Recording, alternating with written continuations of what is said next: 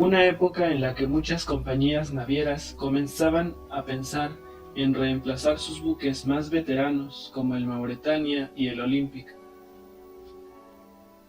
Estos barcos se habían diseñado pensando en la gran cantidad de pasajeros inmigrantes que viajaban de Europa a los Estados Unidos a principios del siglo XX. Pero cuando los Estados Unidos cerraron la puerta a la mayor parte de inmigrantes, las compañías navieras ordenaron la construcción de barcos más enfocados a servir a turistas de clase alta. Compañías como Cunard Line y la White Star Line planearon su próxima generación de transatlánticos para competir con los nuevos barcos, el Bremen y el Europa, ambos alemanes. Por lo que la Compañía General Transatlántica empezó también a planear su propio transatlántico de nueva generación. El buque insignia de la naviera francesa era el entonces anticuado SS Île-de-France, el cual disponía de modernos interiores decorados con Art Deco, aunque mantenía un diseño de casco y un aspecto exterior conservador. Los diseñadores pretendían que el nuevo transatlántico en preparación se pareciera más a otros barcos anteriores de la compañía. Buscaban un buque que fuese innovador, con líneas modernas, amplio y lujoso. Entonces contactó con ellos el ingeniero naval Vladimir Yorkevich, el antiguo diseñador de la Marina Imperial rusa. Entre sus ideas se encontraba la utilización de una proa estilo Clipper y un bulbo de proa por debajo de la línea de flotación que confería velocidad y en combinación con un esbelto casco hidrodinámico. Además, consideró en su diseño nuevas turbinas turboeléctricas. Los ingenieros franceses se mostraron impresionados y pidieron a Yorkevich unirse al proyecto. Yorkevich dijo que también se había presentado en Cunard con sus ideas, pero fue rechazado ya que el diseño de la proa se consideró un cambio demasiado radical.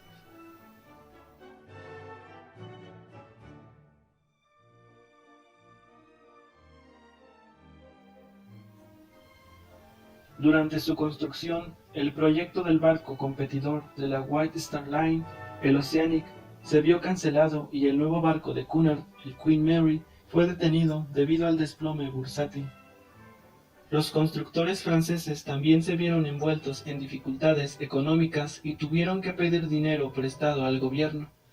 No obstante, la construcción fue seguida por los diarios y el interés nacional fue notable, dado que fue diseñado para representar a Francia en la competición entre naciones por la construcción del mejor transatlántico. Las líneas del navío fueron trazadas evitando los ángulos rectos o formas rectangulares, adquiriendo una presentación muy futurística para la época.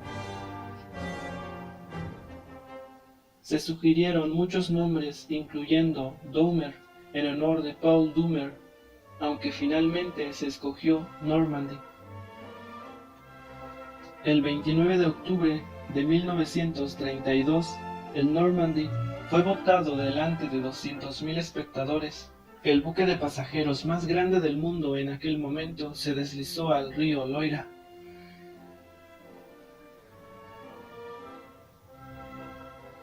El barco fue bautizado por Marguerite Lebrun, mujer de Albert Lebrun, el entonces presidente de Francia. Finalmente, en mayo de 1935, el navío estaba a punto de realizar sus pruebas de navegación, a las cuales asistieron decenas de reporteros. La superioridad del diseño del casco realizado por Yorkevich era patente. Además, el barco logró una velocidad superior a 32 nudos.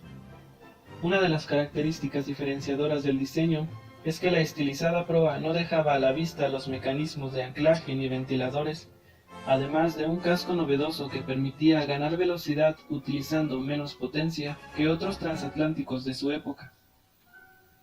La CGT escogió la transmisión turboeléctrica por su capacidad para emplear toda la potencia también en reversa, y porque según los oficiales de la CGT, era una tecnología más suave y más fácilmente controlada y mantenida. También una forma temprana de radar fue instalada para impedir posibles colisiones.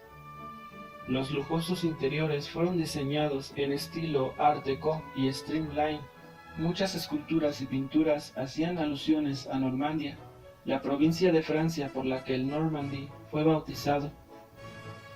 La mayoría de los espacios públicos estaban dedicados a los pasajeros de primera clase, incluyendo el salón comedor, el salón de primera clase, la cafetería, la piscina, el teatro y el jardín de invierno. Las suites de primera clase contaban con diseños únicos a cargo de selectos diseñadores.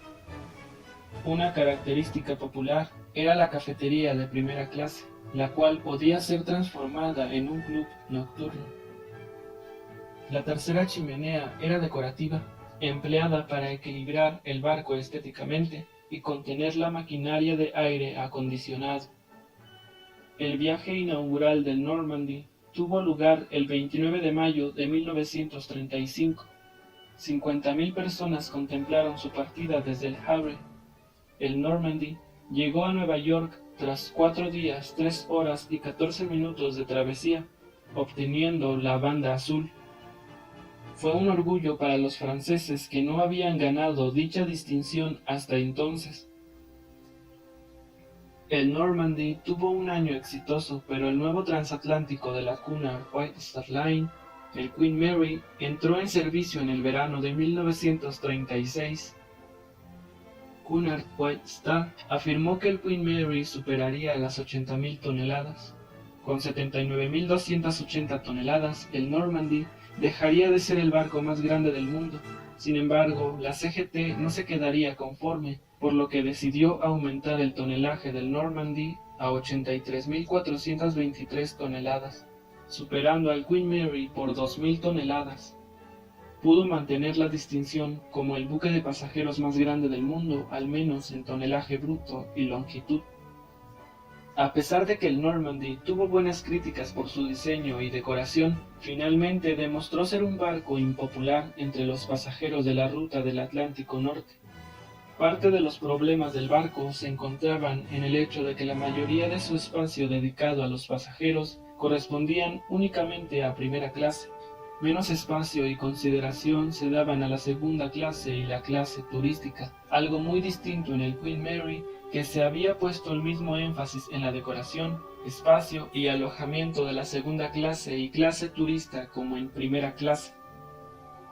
Muchos de estos pasajeros no podían permitirse un boleto de primera clase, pero querían viajar con al menos una buena parte de la comodidad y el confort de aquellos años. Así, la segunda clase y clase turista se convirtieron en una importante fuente de ingresos para las compañías navieras en aquel tiempo. El Queen Mary se adaptaba a este requisito y por eso tuvo una gran popularidad entre los viajeros del Atlántico a finales de los años 30. En muchas de sus travesías, el Normandy estaba ocupado en menos de la mitad de su capacidad de pasajeros. En agosto de 1936, el Queen Mary consiguió la banda azul con una media de 30 nudos, dando comienzo a una rivalidad feroz entre ambos navíos. En julio de 1937, el Normandy recuperó la banda azul, pero el Queen Mary la consiguió de nuevo al año siguiente. Después de esto, el capitán del Normandy envió un mensaje que decía: «Bravo al Queen Mary, hasta la próxima». Esta rivalidad podría haber continuado durante la década de 1940, pero llegó a su final prematuramente por el comienzo de la Segunda Guerra Mundial. Otros planes, como el de la construcción de un buque hermano con mayores dimensiones, también fue cancelado.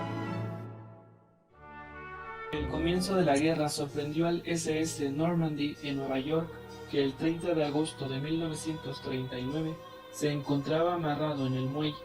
La amenaza de las hostilidades en Europa había obligado al Normandy a buscar refugio allí. El Queen Mary y el Queen Elizabeth atracarían también allí.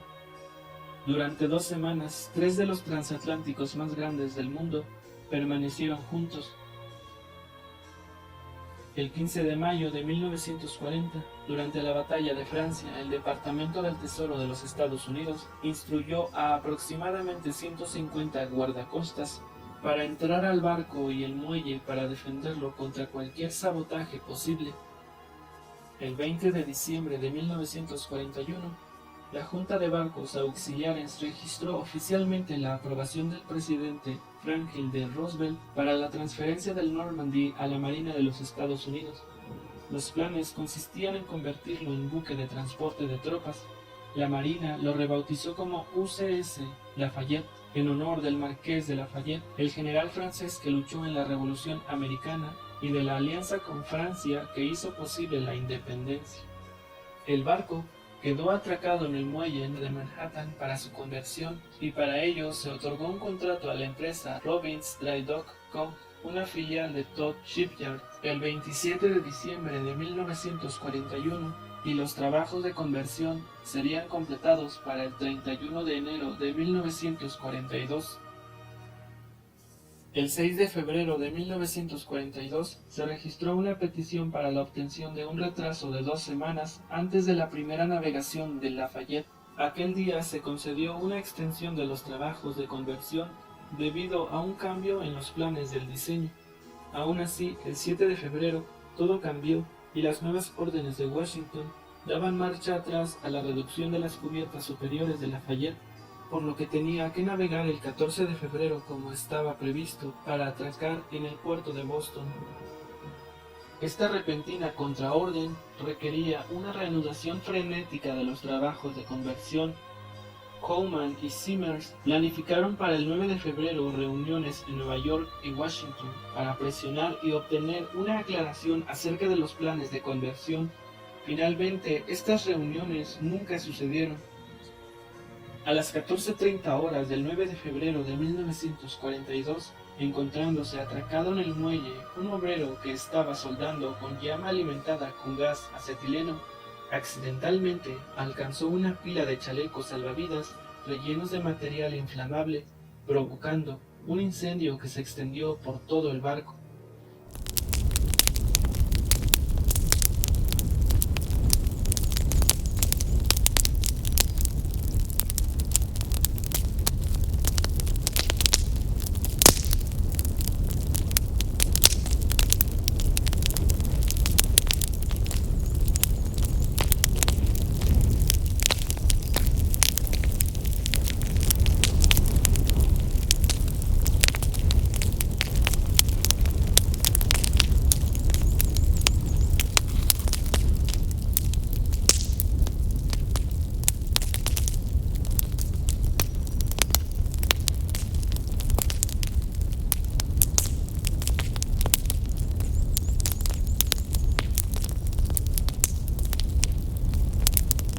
Los elementos decorativos de madera no habían sido sacados todavía y el fuego se extendió con gran rapidez.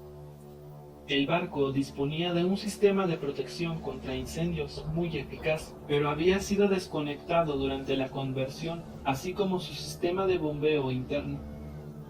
15 minutos después de que el fuego comenzara, toda la tripulación a bordo estaba utilizando medios manuales en un intento por parar el avance de las llamas. El USS Lafayette comenzó a inundarse por el agua vertida por los bomberos para sofocar el fuego, y el barco comenzó a escorarse peligrosamente hacia babor. El diseñador del barco, Vladimir Yurkevich, llegó a la escena del desastre para intentar dar apoyo técnico y ofrecer su experiencia al equipo de bomberos. Sugirió acceder al barco y abrir las válvulas inferiores. Esto inundaría las cubiertas más bajas y permitiría al barco asentarse sobre el fondo del muelle. Con el barco estabilizado, el agua podría ser bombeada hacia el interior, a las áreas en llamas, sin riesgo de que pudiera zozobrar, pero la sugerencia fue rechazada por el comandante del Tercer Distrito Naval. Entre las 17:45 horas y las 18 horas del 9 de febrero de 1942, las autoridades consideraron el fuego bajo control. El agua que se había introducido en el barco a través de las aperturas sumergidas, fluyendo hacia las cubiertas más bajas, provocó una escora cada vez más severa hacia babor. Poco después de la medianoche, el contraalmirante Andrews ordenó abandonar el Lafayette y el barco continuó inclinándose. El Lafayette finalmente terminó de zozobrar y volcó sobre su costado 80 grados a las 2:45 am del 10 de febrero. Un hombre murió durante el incendio.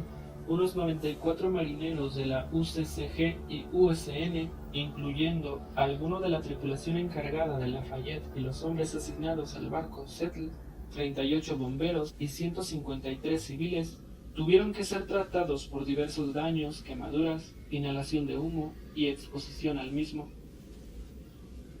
Tras la tragedia se sospechó ampliamente que podía haber sido causada por el sabotaje enemigo, pero una investigación del Congreso tras el incendio, liderada por el congresista Patrick Henry, concluyó que el origen del fuego fue completamente accidental.